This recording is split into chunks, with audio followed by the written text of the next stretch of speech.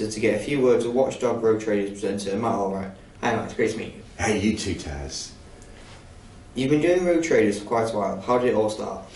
So it all started, I was working on Watchdog, and I did that from 1997, well, to now, really. But in about 2000, we had an idea that it would be great if we got tradesmen that we thought might be a bit dodgy, and we got them into a house, and then when they left and said they were going to get a part, we could follow them on a motorcycle.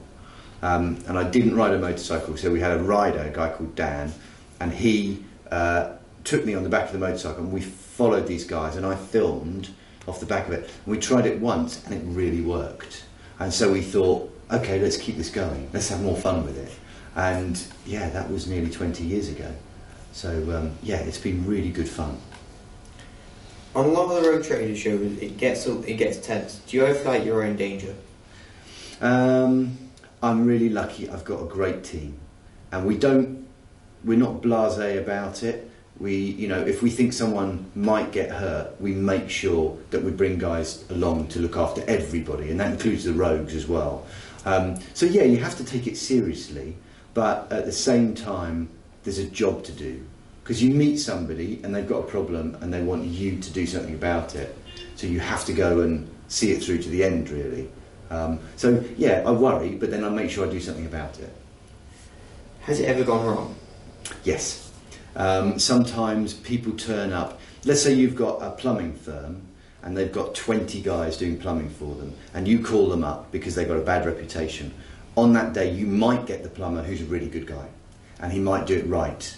And then what are you going to do? You can't jump out and say, hey, stop doing it right. Doesn't really work.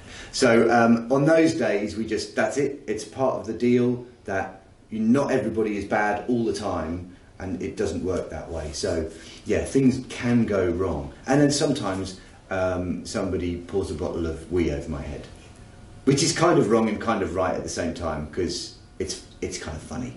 And it's a good end to the show, but it's not what we were expecting, certainly. You're often seen turning up on a motorbike. Is that yours or is it a company vehicle? Ah, that's a good question. It's mine. It's my bike. I ride a motorcycle, as you can tell. And yeah, I've had it for a little while now. It's a great bike, and I'm not planning to get rid of it. As well as Road Traders, you've done other shows, including The One Show, Fat Nation, Fake Britain, Food Inspectors, You've Been Scammed, etc. Wow. You even presented the 2011 Royal Wedding. Do you ever get much time at home? I do. I do get time at home, and then my wife says, "Why are you at home? You should be out working." And so that makes me go and find more work. But yeah, I do get. The thing is, I can work really, really hard. For instance, when Watchdog's on, it's just flat out. I'm really, really busy, and then because I'm freelance, then you might get 2 weeks where things aren't quite so busy. And that's great, because you can sort all this stuff out at home, you can sweep up all the leaves, you can, jet wash the drive, and all the things that have been waiting while you've been up in Manchester making Watchdog. Sometimes your investigations lead to criminal convictions. Do you feel proud when that happens? I don't really feel proud. I don't like the idea of people going to prison. Or, if they get fines or whatever it is. I don't really feel proud. I think it's important for people who watch to see that there is a process, that people who do things that aren't kind or thoughtful, that there is a process that means that they're accountable at the end of it. So I think that is important for people watching, but it's not like we don't have a big party when someone goes to prison or when they've got a big fine, because it's not great, it's not good for them or their families, but it is important that people know there's a process, which means that people don't get away with stuff all the time. Watchdog is going out live tonight. Is it hard to present live TV? No, it's easier. It's easier to do live TV because you get one go at it, and if it's right or it's wrong, it's finished.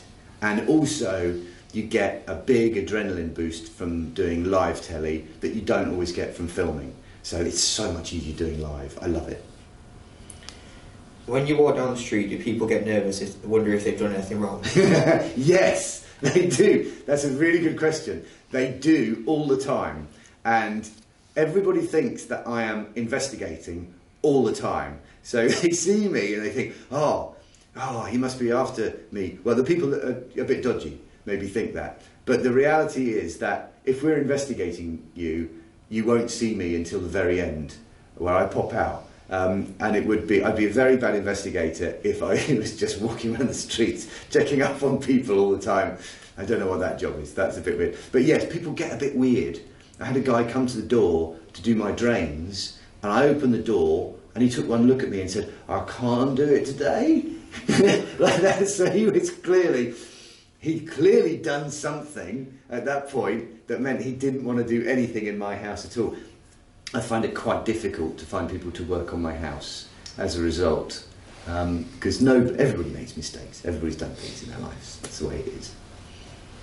You are a country music aficionado. I am.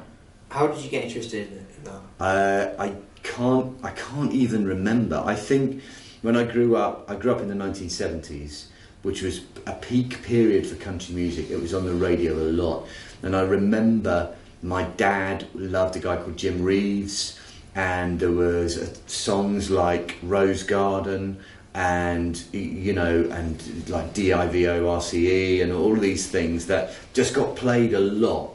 Big country hits got played a lot, and I love the sounds of country music, and particularly the sound of the steel guitar.